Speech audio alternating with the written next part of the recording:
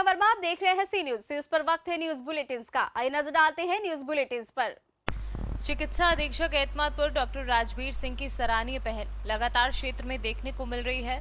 हर रोज किसी न किसी जगह कोविड-19 का चेकअप लगातार क्षेत्र में चल रहा है और आज 25 अगस्त को डॉक्टर राजवीर सिंह के निर्देश अनुसार टीम को बरहन भेजा गया, जहां टीम द्वारा 165 लोगों को कोविड-19 की जांच की गई, जिसमें सारे के सारे व्यक्ति नेगेटिव पाए गए। टीम में LT Arvind Gautam, block malaria incharge Abhitanshu Narayan, ANM Vivah Devi, ANM Manju Kumari, ASHA, Sushila Devi मौजूद रहे।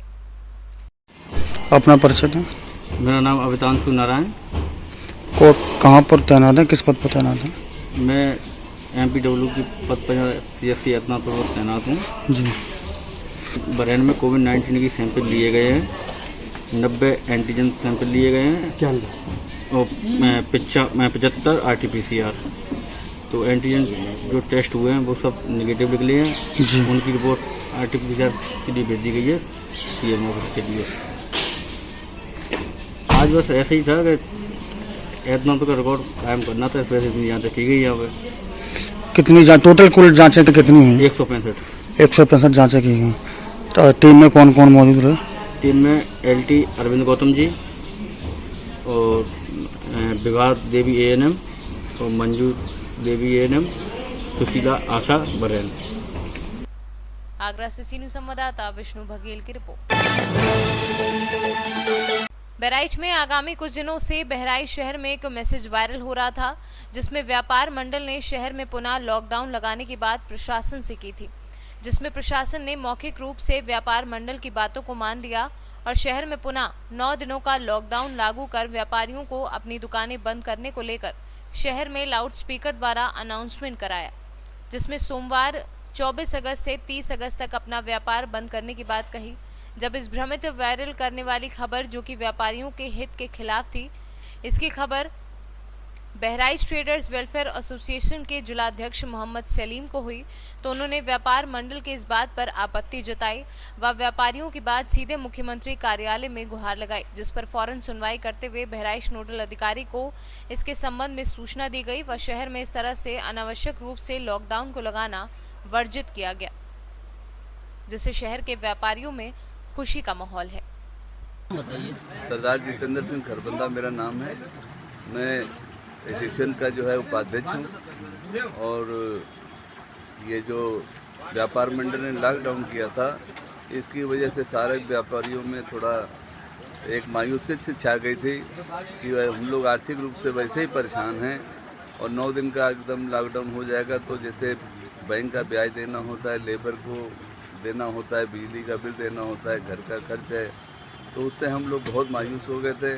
तो हम लोगों ने प्रशासन को जो है फिर एक पत्र लिख के जो है उनसे जो है सम्मान तरीके से उनसे अनुमति मांगी, तो उन्होंने हम लोगों का सम्मान जो है देखते हुए उन लोगों ने अनुमति दी कि आपको जो है दुकान खोलने का पूरा अधिकार है। व्यापार संगठन जो है व्यापार मंडल की तरफ से जो है आदेश हुआ है उसको जो है निरस्त किया जाता है, व्यापारी दुकान खोल सकते हैं।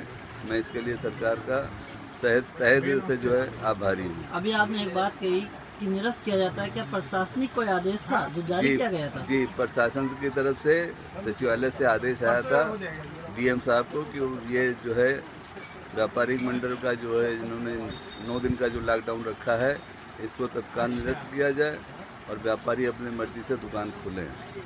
मैं उनका प्रशासन का और अधिकारियों का मैं धन्यवाद करता हूं कि जिन्होंने हमारी जो भावनाओं को समझा, मैं उनके लिए धन्यवाद देता हूं। और उनका हमेशा सहयोग करते रहेंगे। जो भी शासन या प्रशासन का जो भी आदेश, सोशल डिस्टेंसिंग गाइडलाइन जो भी आएगी, उस पर ट्रेडर्स वेलफेयर एसोसिएशन हमेशा उस पर साथ देगा और काम करता रहेगा। व्यापारियों के हित में भी काम करता रहेगा। व्यापारी कितना सोशल डिस्टेंसिंग का पालन कर रहे हैं इस वक्त?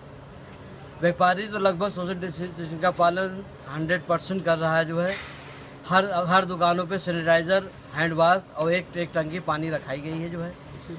और व्यापार इस वक्त कस्टमर कम आ रहे हैं जो है, उसका रीज़न ये है कि कोरोना की वजह से लोग बाहर कम निकल भी रहे हैं, लेकिन दुकान खोलने से थोड़ा बहुत जो अर्थव्यवस्था जो एकदम बिगड़ चरमरा चुकी थी व्यापारियों की जो है, वो दुकान खोलने से थोड़ा से एक राहत की सांस लिया व्यापारियों ने। 2-3 दिन से वायरल हो रहा है एक मैसेज व्यापार मंडल की तरफ से जो लोगों में गलत भावनाओं को उत्पन्न कर रहा है, क्या है ये? व्यापार मंडल ने जो है व्यापारियों की भावनाओं का सम्मान न करते हुए प्रशासन के सामने जो प्रस्ताव रखा, ये समस्त व्यापारियों ने इसको खारिज कर दिया और व्यापार मंडल की जो भी फैसला था उसको खारिज कर दिया व्यापारियों ने। आप अपना नाम बताइए।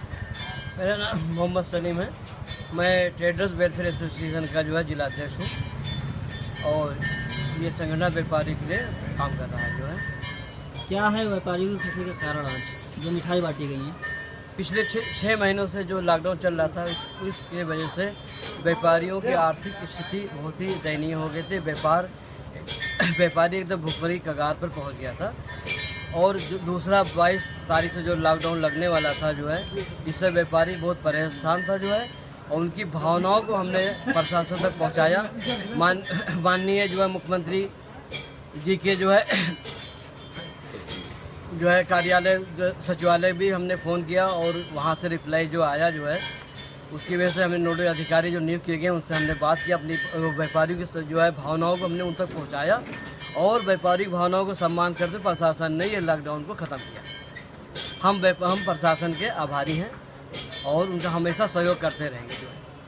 जो भी शासन या प्रशासन का जो भी आदेश, सोशल डिस्टेंसिंग गाइडलाइन जो भी आएगी उस पर बहराइच से सीनियर संवाददाता मोहम्मद फिरोज की रिपोर्ट। बाराबंकी की मोहम्मदपुर काला पुलिस ने लोमहर्षक हत्याकांड का खुलासा करते हुए आरोपी को धर दबोचा है। बता दें कि मोहम्मदपुर थाना प्रभारी मनोज कुमार शर्मा ने घटना के विभिन्न पहलुओं पर जांच करने के उपरांत इस हत्याकांड पर सफलता हासिल की है।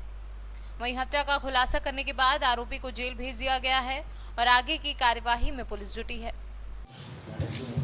कल सवेरे एक सूचना प्राप्त हुई थी कि मोहम्मदपुर खाला के अंतर्गत नहरवल गांव है, वहाँ एक व्यक्ति की हत्या हो गई है गला काटकर, मतलब 23/24 की रात को। पुलिस तत्काल मौके पर पहुंची, हमारे सर्किल ऑफिसर एसपी नॉर्थ ये सारे लोग वहां पर पहुंचे घटनास्थल पर, और ये जानकारी हुई कि ये मृतक ननकुने, जिसकी उम्र करीब 35-36 वर्ष थी, ये एक मंडली में नाचने का काम करता था, महिलाओं के वस्त्र पहनता था। इसका जो एक उस्ताद था जो ढोलक बजाता है, जगदीश नाम का आदमी, जो दोनों आँखों से अंधताग्रस्त है, वो इसी के साथ रहता था। इसका बड़ा नज़दीकी संबंध था। वो अपने गांव छतवारा छोड़कर इसी के साथ रहा करता था। ये भी ज्ञात हुआ कि जो जगदीश है उसने कुछ दिन पहले छतवारा स्थित अपनी पैतृक भूमि बेच दी थी, जिसके बदले उसे कुछ लाख रुपए मिले थे। उसका ननकुने से इतना घनिष्ठ संबंध था कि उस धनराशि का मेजर पार्ट उसने ननकुने का घर बनवाने और अन्य कामों के लिए ननकुने को दे दिया था।